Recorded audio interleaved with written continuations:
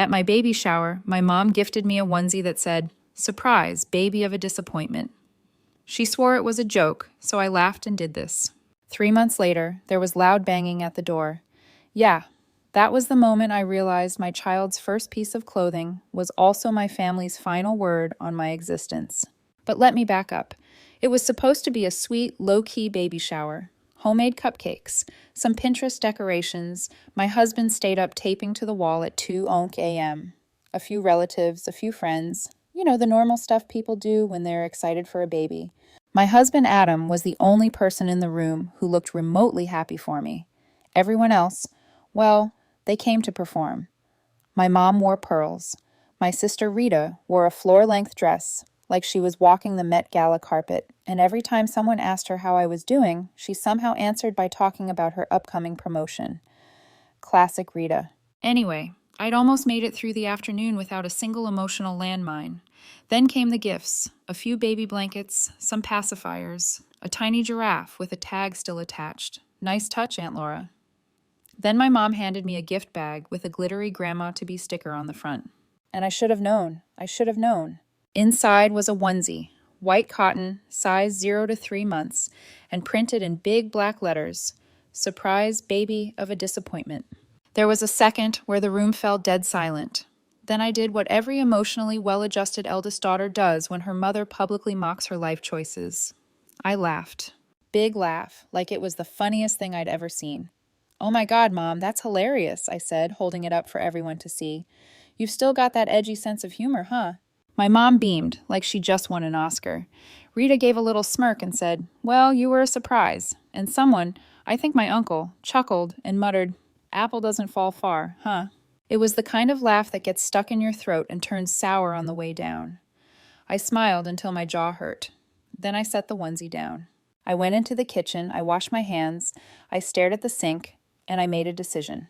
I wasn't going to raise my child around people who thought this kind of thing was funny, around people who clapped when I laughed at being insulted, around people who would absolutely turn around and tell my kid one day, "You know, your mom was never supposed to be born, right?"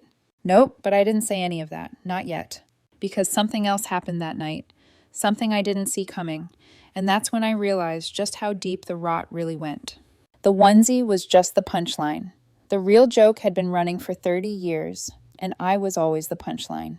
After the shower, I did what any unbothered, emotionally balanced, pregnant woman does after being insulted in front of friends and family. I went home, sat on the floor of my closet, and cried until I gave myself a migraine. Adam tried to comfort me. He really did. But what do you say when your wife sobs, "Do you think they're going to treat our baby like me?"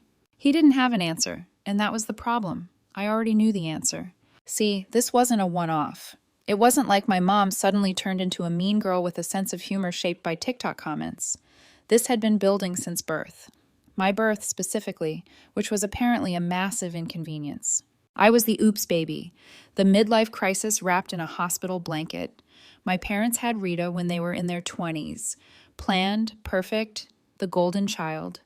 Then I showed up uninvited, like an unpaid bill, and they never let me forget it. Growing up, it was always, "You're lucky we kept you. Honestly, you ruined our empty nest plans. We didn't get to travel because of you." They'd say it with that casual cruelty, like they were telling me what was for dinner. Rita, of course, never heard this. She was the one they chose, which made me what? An accident, a consequence, a monthly oversight. I used to tell myself they loved me differently, that it wasn't worse, just less photogenic. But that lie got harder to hold up every time they forgot my birthday or skipped my high school graduation because Rita's ballet recital was on the same day. And she worked so hard, Christine. In our house, being the older sibling didn't mean you were wiser. It meant you were better. When I got my acceptance letter to a state university, my mom congratulated me by saying, "Rita got into Yale, but this is still good for you." I worked through college. Rita didn't. I wore clearance rack suits to job interviews. Rita's closet looked like a Banana Republic showroom. And when I got engaged to Adam, my dad actually asked, "Are you sure you don't want to wait for someone with a little more ambition?" Yeah, that was the family. Brutally honest, which is a polite way of saying emotionally reckless with zero accountability. Adam, bless him, tried his best. He kept telling me, "You're not them. You don't have to be them." And I believe that, in theory.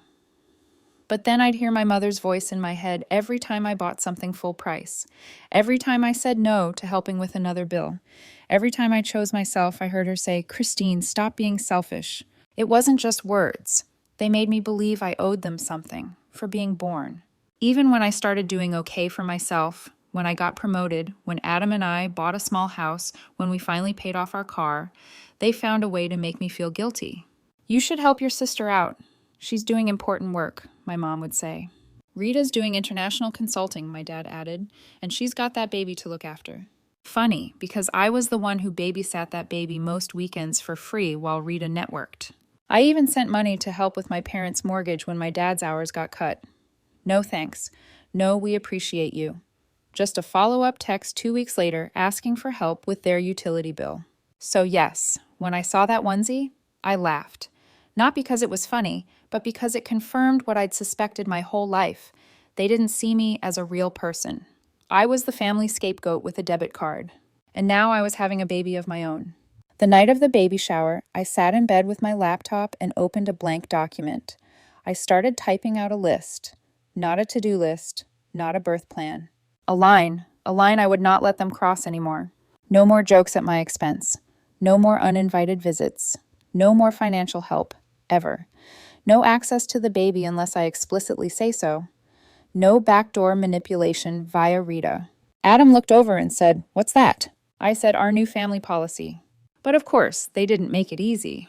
The morning after the baby was born, I got a text from my mom. "Well, is she here or not?" No name, no congratulations, just that. I didn't respond. A few hours later, Rita posted a throwback photo of us as kids on Instagram with the caption, "Can't wait to meet my new niece wherever she is." Because passive aggression is a family art form. That first week, my parents texted, called, and even sent a card to the hospital addressed to Adam. Only the front said, "Congratulations, Dad." Inside was a $20 Starbucks gift card and a sticky note that read, "Maybe this will help. Hope you can find better work soon." I wish I were joking. Adam looked at me and said, "This isn't about me. It's about controlling you." And he was right. That's when we decided we were moving. Not far, just far enough that they couldn't pop by. Far enough that no one could accidentally drop in on the baby. Far enough that I could breathe. We didn't announce it. We didn't give them our new address. When my mom asked when she could come see the baby, I replied, "I'll let you know when I'm ready." She never asked again. Rita texted 2 days later, "Wow, really embracing the whole cut off your family vibe." I didn't respond, but I did add her to the block list. That week, I made a private folder titled Evidence. Inside it, I saved screenshots of the onesie, their text, Rita's posts. Just in case they ever tried to make me the villain, I wanted proof. I wanted receipts. Adam called it my emotional insurance policy. I called it self-defense. But even then, part of me hoped, stupidly, quietly, that they'd apologize, that they'd show up differently, that maybe the baby would soften them. They didn't. They escalated. And what happened 3 months later made one thing clear. They didn't just want to see the baby. They wanted control. I always assumed that cutting someone off would feel like slamming a door. Loud, dramatic, final. But in real life, it's quieter, more surgical, like slipping out of a burning building and locking the door behind you. Not to hurt anyone inside, but because you know they'll only drag you back into the fire. I didn't send some big family group text. I didn't write a heartfelt letter. I just stopped. No more texts, no more updates, no more money. I quietly canceled the recurring transfers I'd set up to help with my parents' mortgage. That was $600 a month, gone. I stopped Venmoing Rita for emergency childcare expenses, which somehow always coincided with her spa days, gone. I pulled out of the shared family emergency fund I stupidly agreed to 2 years ago, which basically meant Christine pays for everything fund, also gone. I didn't explain. I didn't justify. Because the second you start explaining to people like that, they twist it into something they can argue with. The reaction, of course, was immediate. First came the passive-aggressive texts. Notice the mortgage didn't go through. Hope everything's okay. Translation, where's our money, human ATM? Rita, hey, your niece really needs her meds this month. Can you send your usual? Funny how her niece only existed when money was involved. I ignored them. So they escalated. My mom called and left a voicemail that started with, "I don't know what's going on with you, but this attitude is unacceptable," and ended with, "If you think you can punish us by using money, then maybe you're not mature enough to be a parent." Right. Because maturity means funding your emotionally abusive parents while they mock your life choices and insult your baby before she's even born. Then came the guilt trip parade. We were counting on you. Your father has high blood pressure. Stress like this could kill him. Dad, I worked hard my whole life. Is this the thanks I get? Rita, wow, I knew motherhood would change you, but this is just cruel. Also, Rita, letting mom and dad meet the baby would cost you nothing. That was the moment I almost cracked. Because she was right. It would have been easy to let them hold her, snap a few photos, pretend just for a second that we were one of those smiling families you see in Hallmark movies.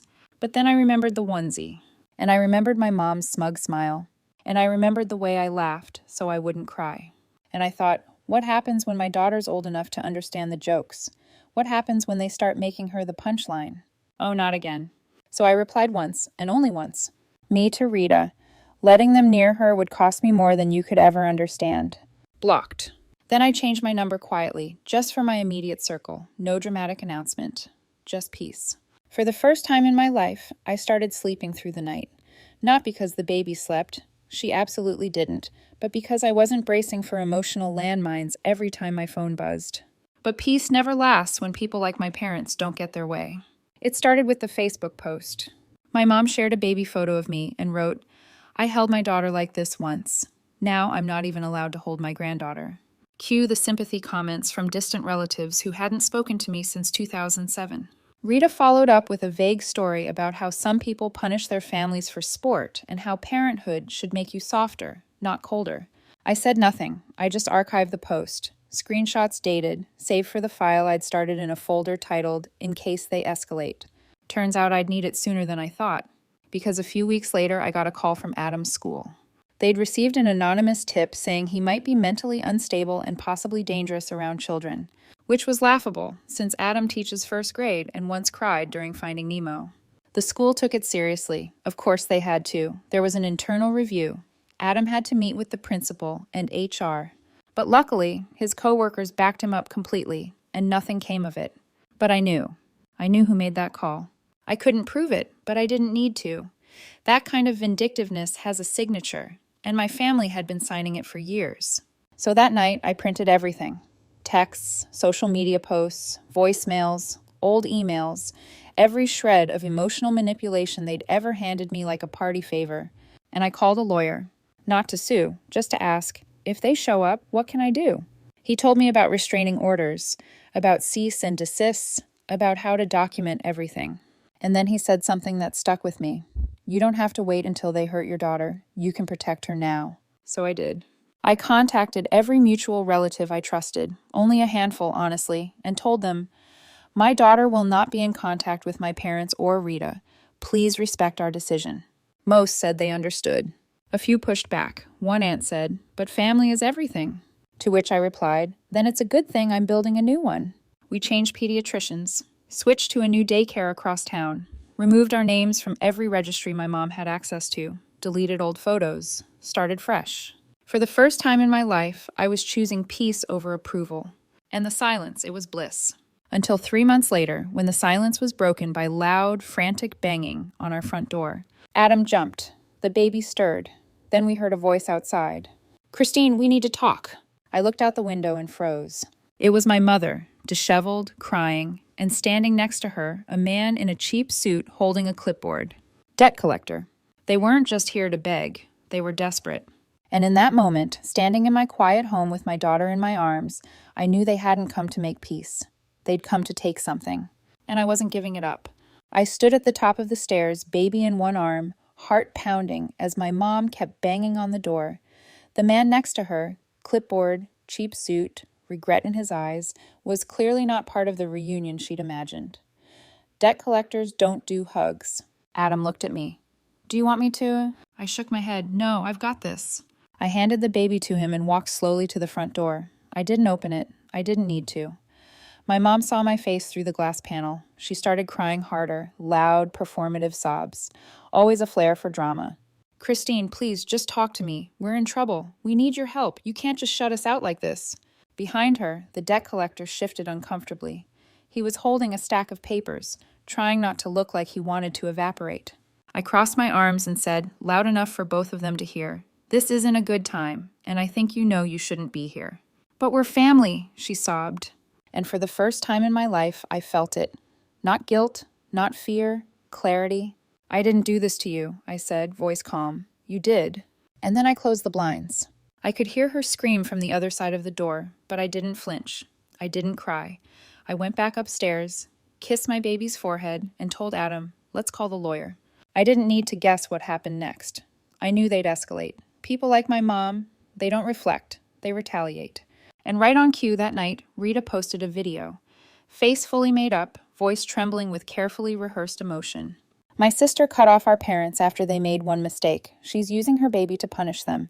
They're financially ruined. They cry every day. If you know her, please reach out and tell her she's better than this." I laughed out loud when I saw it. Better than what, exactly? Better than setting boundaries? Better than walking away from abuse disguised as tradition? I didn't reply. I didn't share it. I didn't try to defend myself, because I didn't have to anymore. The next day, my lawyer sent a formal cease and desist letter. Not just to my mom, but to Rita too. Any future attempts to contact me, Adam, or our daughter would be documented and used as evidence. I wasn't bluffing, neither were the consequences. They tried everything. Emails from burner accounts, anonymous voicemails. One showed up as unknown caller and left a message that said, "Your child will resent you for keeping her away from her family." Nice try, Mom. But the part that really sealed it for me? The lies started falling apart. Turns out, when you've been performing for years, eventually someone forgets their lines. A cousin reached out, one I hadn't spoken to in ages. He said, "Hey, I saw what Rita posted, but I also remember the way they used to treat you growing up. Just wanted you to know I don't believe their version." One by one, other relatives messaged me privately. Some apologized for not noticing. Some admitted they'd always wondered why I seemed a little tense around my family. One aunt wrote, "I remember your mom saying you owed her for not getting an abortion. I never forgot that." I did, though. I'd buried it deep. But there was proof. They'd been saying the quiet part out loud for years. So I did the unthinkable. I told the truth. I didn't make a public video. I didn't post some messy call-out thread. I just shared a simple message to a small group of extended family. I'm not cutting off my parents because of one joke. I'm cutting them off because of a lifetime of emotional manipulation, conditional love, and years of financial exploitation. The onesie was just the last straw. Attached were screenshots, photos, voicemails. No commentary, just facts. The silence that followed was delicious. A few people unfriended my parents. One relative forwarded me a message my mom had sent them, saying I'd lost my mind after giving birth and needed professional help. They were trying to discredit me now. It was their last card, and it failed. Because people started seeing the pattern, the lies, the desperation, and I started seeing who my real family was. The friend who drove across town just to bring me coffee and sit on the porch. The neighbor who left a handwritten note that said, "You're doing the right thing." The former coworker who mailed me a blanket for the baby with a card that read, "Your child will grow up free. That's the greatest gift of all." It's been 4 months since the onesie. We moved 2 towns over. Smaller place, bigger piece. We changed pediatricians again. New daycare, a new phone number, a new chapter. The baby sleeps a little better now. Adam laughs more.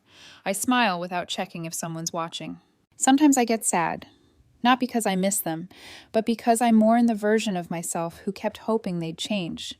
Who believed that if I just gave enough, money, time, forgiveness, I'd finally be seen. She tried so hard, and now she's gone.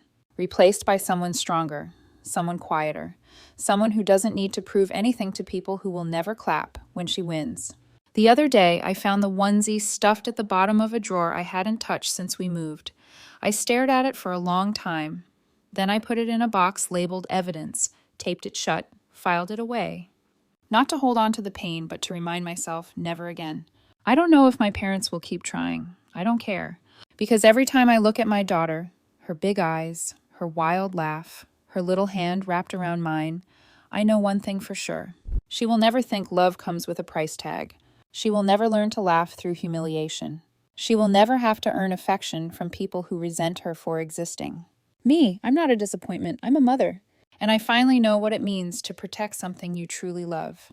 That's the story, not the one I ever imagined telling, but the one I needed to live through to finally understand what love isn't. If you've ever had to make a decision like this or even thought about it, I'd love to hear your thoughts. Did I do the right thing? Was I too harsh or not harsh enough? Let me know in the comments. And if this story meant something to you, or if you just want to hear more stories like it, hit that subscribe button.